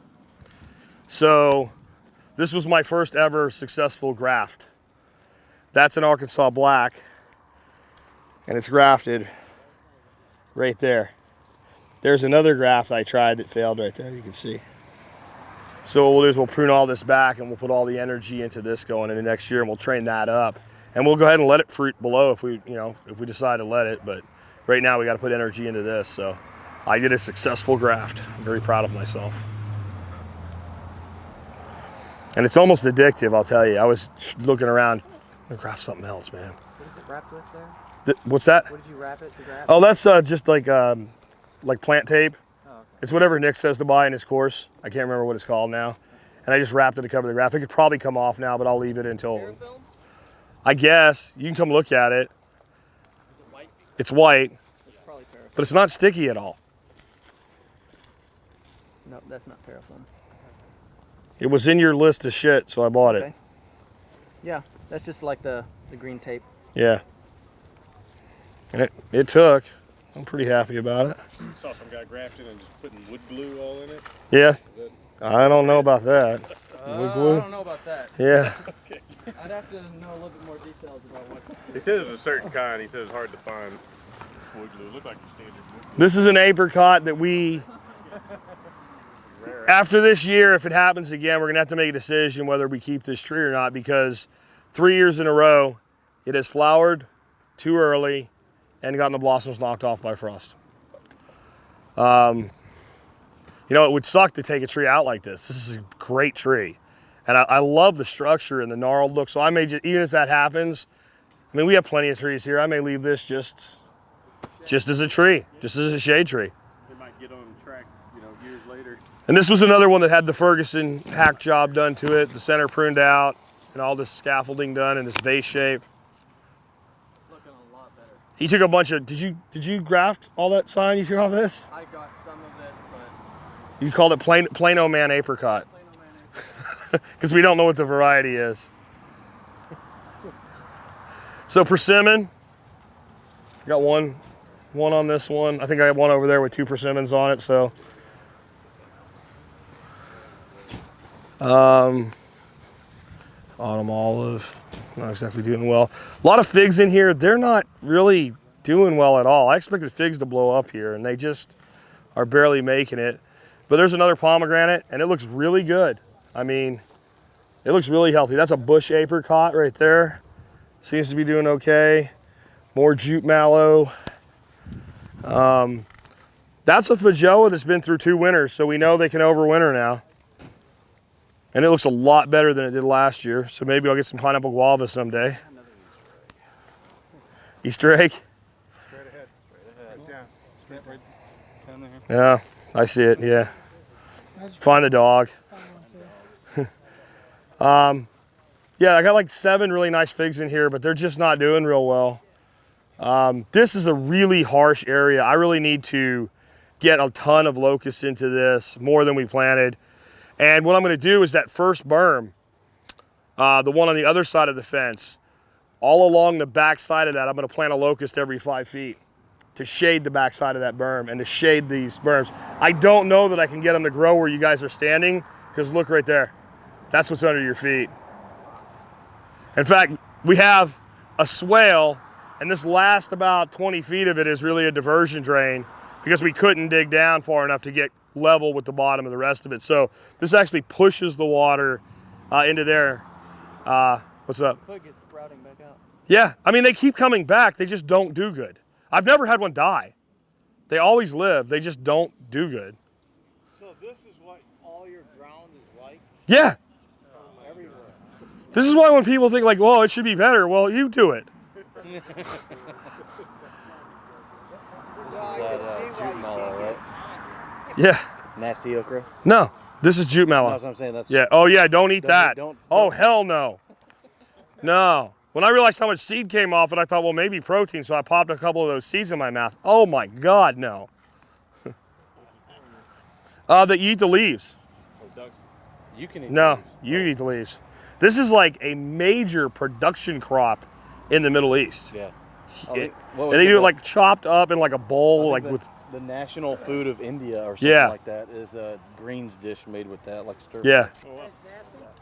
No, No, the greens are fine. They're a little bit okra-like. This is the same family as okra. So they have a little bit of that slimy type thing going on. So they need to go with something else. But you have something green all year round that you don't, I've never planted it again. I planted it like 3 years ago and it just, What is it, Jack? it's called jute mallow. Was that the stuff that got hung up in customs? Yeah, I think they thought it was pot or something.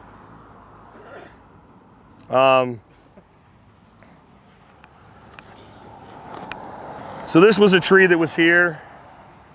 It's a moonglow pear. We've just never had the heart to get rid of it. It should, we'll see. This was something the owner, the homeowner planted. It's an example of what people do and then wonder why they can't grow trees. Like, so imagine none of this is here. that we hadn't done any of this work. And this guy just walks out here in the middle and just throws this tree in this ground with no water, no nothing out here by itself. When we moved in, it was near dead. And since we did this, it's kind of come back, but I don't know, it might just not be able to make it where it is because it's really bad right here. He probably found that that's the only place he could Get a hole in the ground, yeah. There was already He found a little bit of a hole or something. He got excited. But, I mean, you know, it is what it is, and it's getting better every year, but it's been an awful lot of work, and it's been a lot of disappointment, too. And then things you think didn't work just show up. So I planted senna that somebody brought me seed for, like, I think not last year, but the year before, and I didn't see any of it for a year. And this year I'm walking through here, and there you go. There's senna, which is a nitrogen fixing legume, and there's lots of it through here. So somehow it made it, and I never saw it, and it came back. There's arugula in there. There's plantain right there, narrow leaf plantain. That's probably arugula, I bet. Yeah. Nutty. Basil. And this stuff was planted, you know, before. And now, I know it doesn't look like blow and go, but all of this stuff is just coming back every year by itself. Here. I mean, this ain't Cali.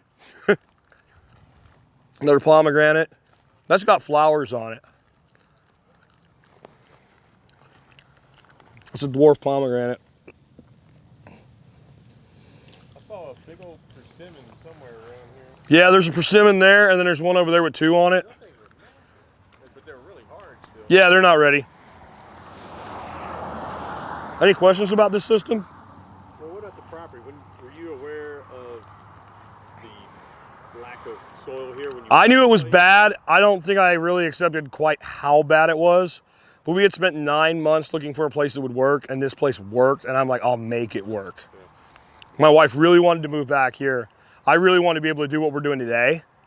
And this was, I mean, this is perfect. This is a dream property to run events on. Big bay garage and all that. And for what we paid for it, I can't really bitch, other than there's days when I bitch. You know, I mean, we paid $205 for this place. I think if you built that garage, it would cost you $50,000.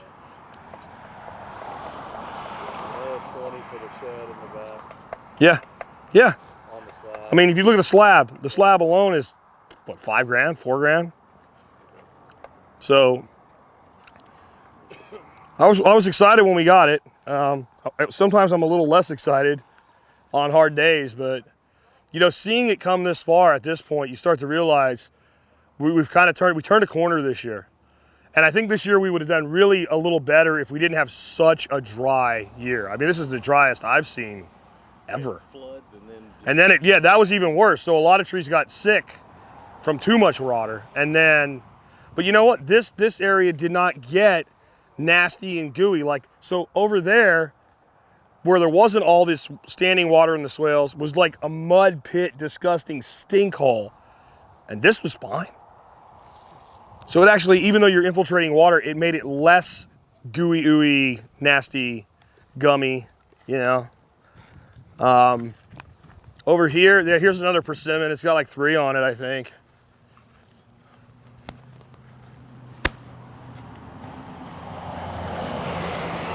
You know, another place where things die that you don't understand why. So this was the 2nd year that these sea berries were in.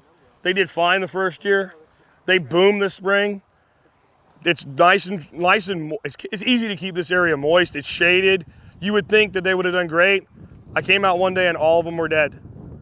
I mean, you almost feel like somebody like poured something on them and killed them or something, you know? That's crazy. It's not what happened, but it's how it feels.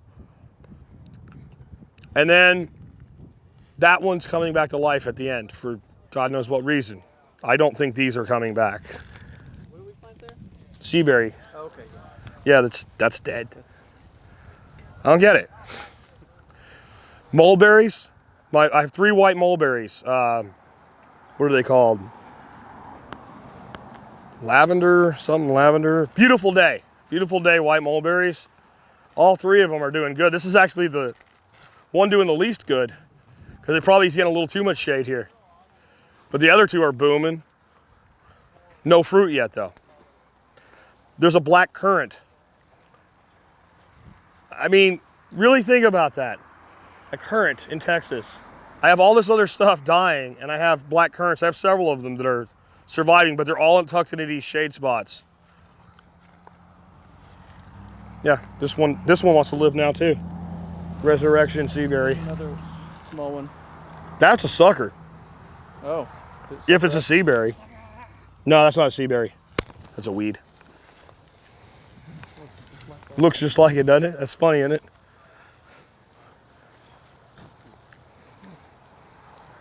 You're convinced that's what it is, aren't you? I'm very convinced that's a Seaberry.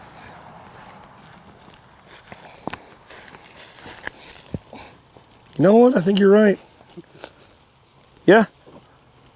I think it sent out a It sent out a sucker. Good. That one might actually be a sucker here also. See, I had one planted there, but it still could be that one died in that. Fine, grow. Yeah, grow. Another autumn olive. Yeah, there's tons of those in here. There's more of that jute mallow. Yeah, this was some hazelnuts I had, and I figured I'd give it a shot here. I water this manually, or with Whirly sprinklers, and I thought it might make it, and no. You just build this up with excess soil. Yeah. Yeah, so I'll put something else in it. I mean, you know what I actually think I should put in it are black consort currants. They seem to like to live, so. Berries, little red berries. Kind of tart.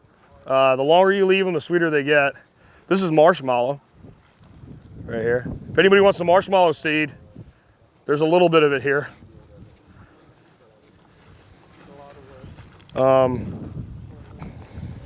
The hell happened here?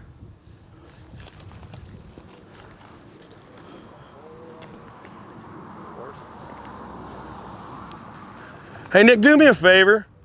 Go up to that berm, and there's a valve that cuts off all the water down to here that's shut off. Turn it on for a minute.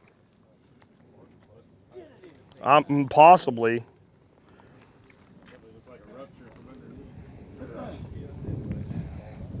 It could just be ducks having a field day. When I watered last time and I just didn't see it. We need to get some dirt up. It's on? Well, that ain't it. All right, shut it back off.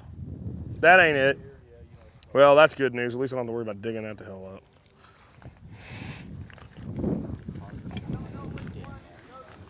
Well, it's the one that when you turn it on, it doesn't spray you in the face.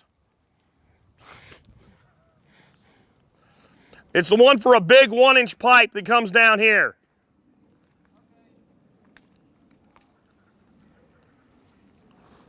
So maybe it is it.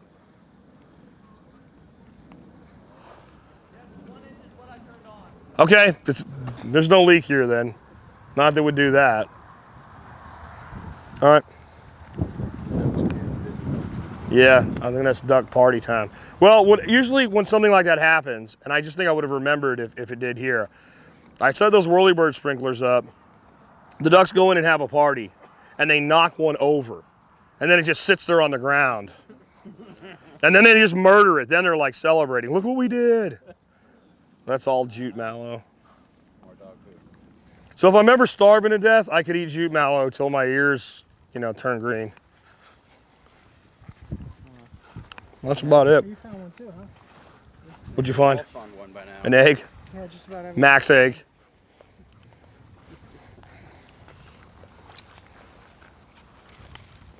Is that sorghum? Yeah. Unless you want it. No, I was gonna give it a go. Like I said, if anybody wants to grow some marshmallow, that poofy looking plant right there with like all the dead blossoms on it, that's marshmallow, and every one of those has about 200 seeds in it.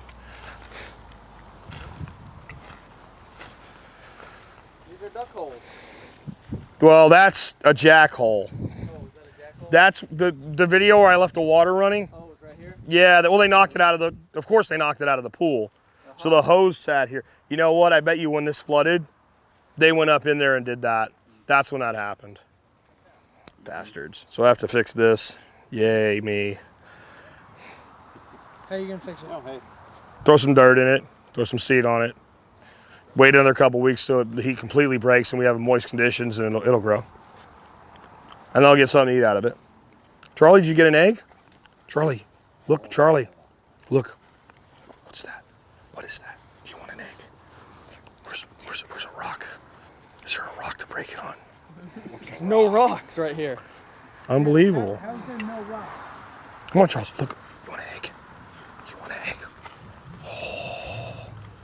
Oh, here we go. Get it, buddy.